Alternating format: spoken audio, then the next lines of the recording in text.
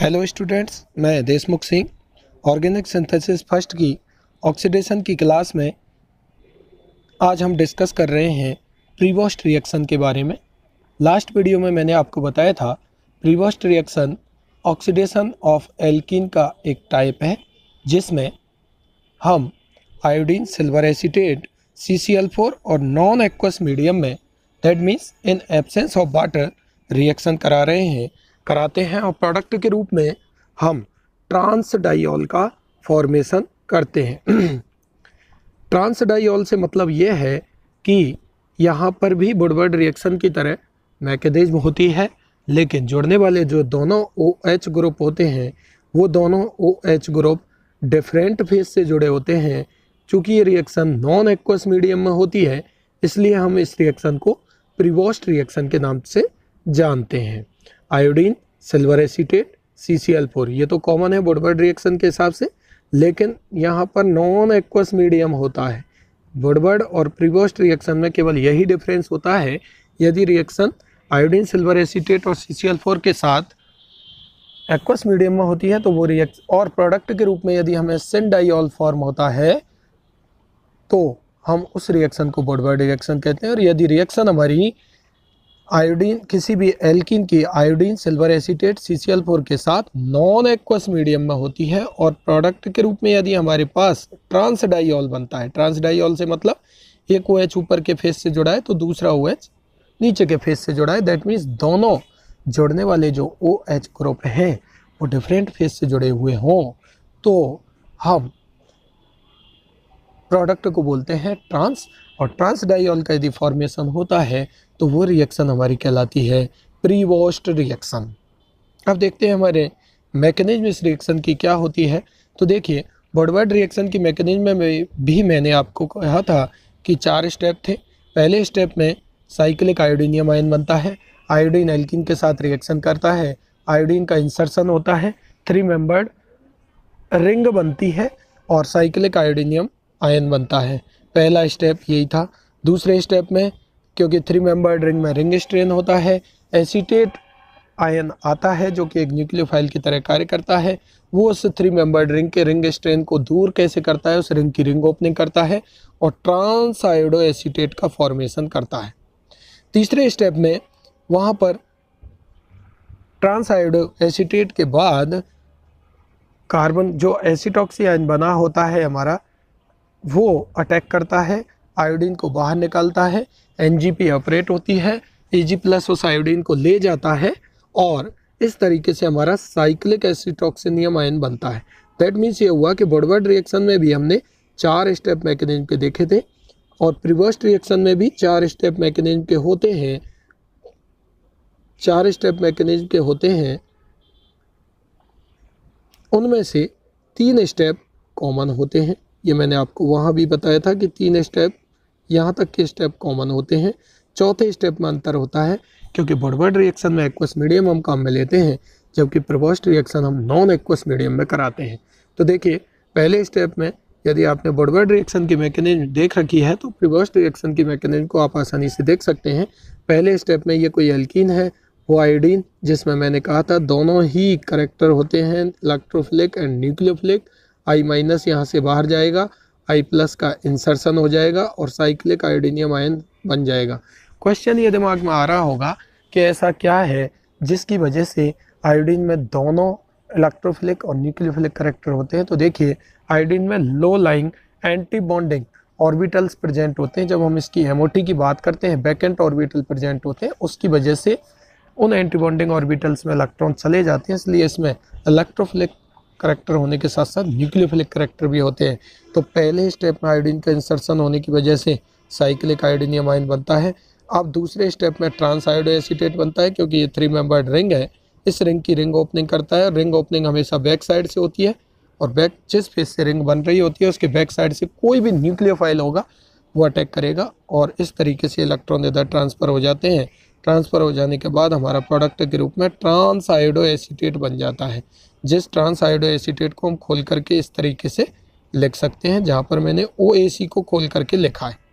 उसके बाद जब हम देखते हैं तो उसके बाद आप देख पा रहे होंगे कि यहाँ पर ये वाली मैकेनिज्म वहाँ भी हुई थी। ये इलेक्ट्रॉन इधर जाएंगे, Ng पे ऑपरेट होगी, Ag प्लस Si माइनस को ले जाएगा, AgI बाहर निकल जाएगा और हमारा थर्ड स्टेप जो था साइक्लिक एसिटोक्सोनियम आयन बन जाएगा इस तरीके से।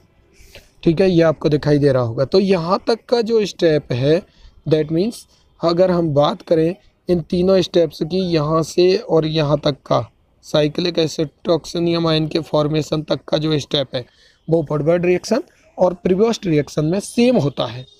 वुडवर्ड रिएक्शन में क्या हुआ था, दोबारा से चूँकि हमारे पास एक्वस मीडियम था तो वहाँ से H2O यहाँ पर आया था H2O, और उस H2O ने यहाँ अटैक किया था।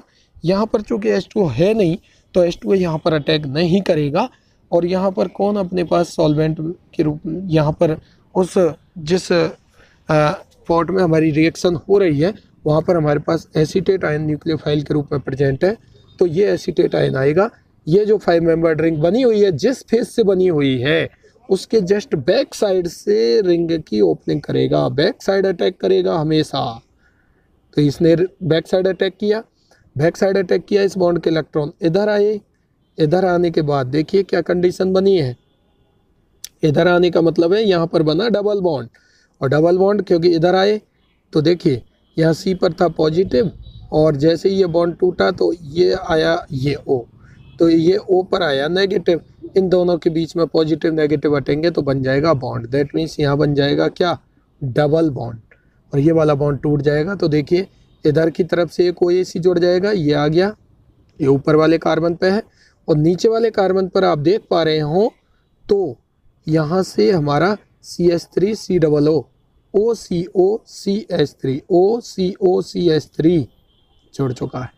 ठीक है, उसके बाद हम यहाँ पर जब दोनों हमारे पास एसीटेट और CH3COO इधर भी और इधर भी दोनों तरफ जुड़ जाते हैं, उसके बाद हम वाटर डालते हैं इसमें, किसके लिए, हाइड्रोलाइसिस के लिए।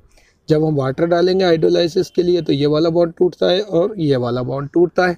आपको भी पता है इधर नेगेटिव है इधर पॉजिटिव है, तो इधर तो जुड़ेगा हाइड्रोजन और इधर जुड़ेगा OH।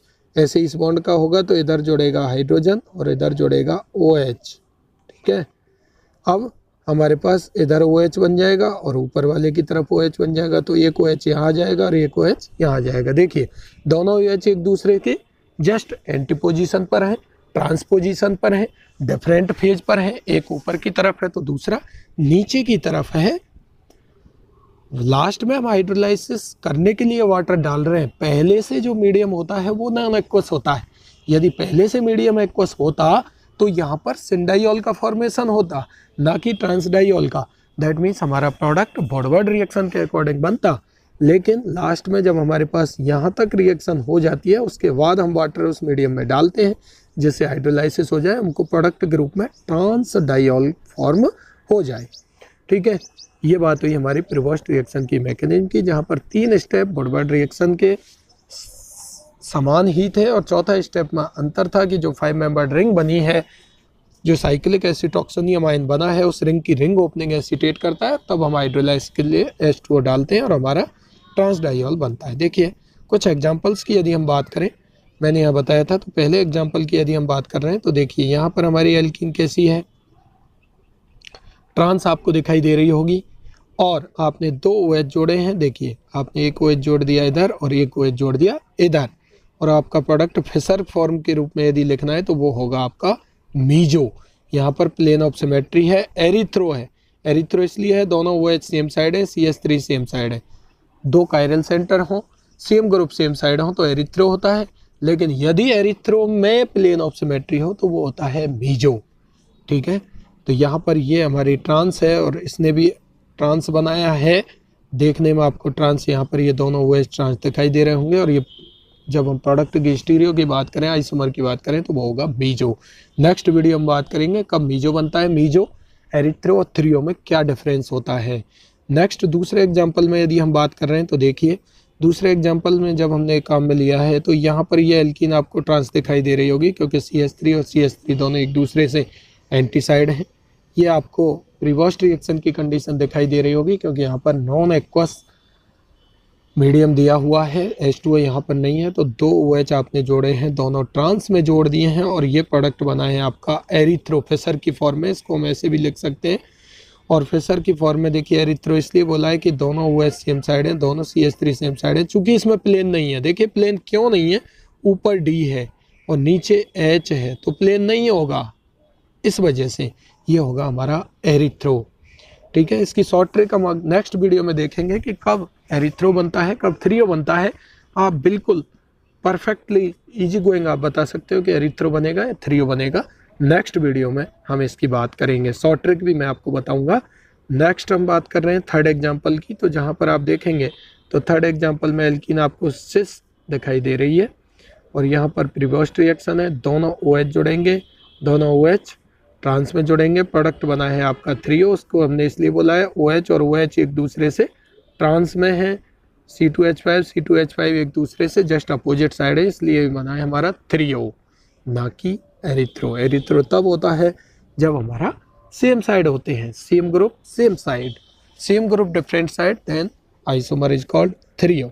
नेक्स्ट एग्जांपल की यदि हम बात कर रहे हैं तो देखिए यहाँ पर चाहे कितनी बड़े समूह क्यों ना लगा दिए हैं और एल्कीन आपको दे रखी हो, कोई भी हो, यहाँ पर प्रीबोस्ट हो, आपको 2 OH जोड़ने हैं। OH कहाँ से जोड़ने हैं, यदि प्रीबोस्ट है तो दोनों OH कहाँ से जोड़ने हैं, डबल बॉन्ड को ख़त्म करना है, एंटी साइड जोड़ना है, एक इधर जोड़ेंगे तो दूसरा इधर जोड़ेंगे, दैट मीन्स एक ऊपर की तरफ तो दूसरा नीचे की तरफ। और हमारा ये अगर हम फेसर की फॉर्म में लिख रहे हैं तो ये बनेगा हमारा थ्रियो। कैसा बनेगा थ्रियो, हमने क्या बोला है, देखिए OH और OH एंटी साइड है, CH2 का होल 7 COOH, CH2 का होल 7 COOH डिफरेंट साइड है, इसलिए हमने इसको बोला है थ्रियो। तो ये बात हुई हमारी प्रीबोस्ट रिएक्शन और उसकी मैकेनिज्म और उसके कुछ एग्जांपल्स की। अब यहाँ से आपको ये देखना होता है, आप यदि प्रोडक्ट की स्टीरियो फेसर की फॉर्म में नहीं निकाल पा रहे हैं कि प्रोडक्ट मीजो होगा या थ्रियो होगा या एरिथ्रो होगा, तो कोई बात नहीं, आप प्रोडक्ट के रूप में डायरेक्टली भी लिख सकते हैं इस तरीके से, जैसे मैंने यहाँ शो किया है। यहाँ आपको कुछ भी बताने की ज़रूरत नहीं है, यहाँ पर ट्रांस डाइऑल बनता है तो आपने ट्रांस डाइऑल बना दिया है। इसकी कैसा आइसोमर बनेगा, इसको फेसर के रूप में हम देखेंगे नेक्स्ट वीडियो में। आप इजी गोइंग इसको डिफाइन कर सकते हो, देख सकते हो कि कब थ्रियो बनता है, कब एरिथ्रो बनता है, और एरिथ्रो का ही दूसरा रूप एक्सट्रीम कंडीशन मीजो होती है। मीजो में प्लेन ऑफ सिमेट्री होगा वो एरिथ्रो ही, लेकिन यदि उसमें प्लेन ऑफ सिमेट्री है तो वो मीजो कंपाउंड कहलाता है। ठीक है, इसके और भी एग्जांपल्स, डिफरेंट एग्जांपल्स आप सॉल्व कर सकते हैं। Thank you.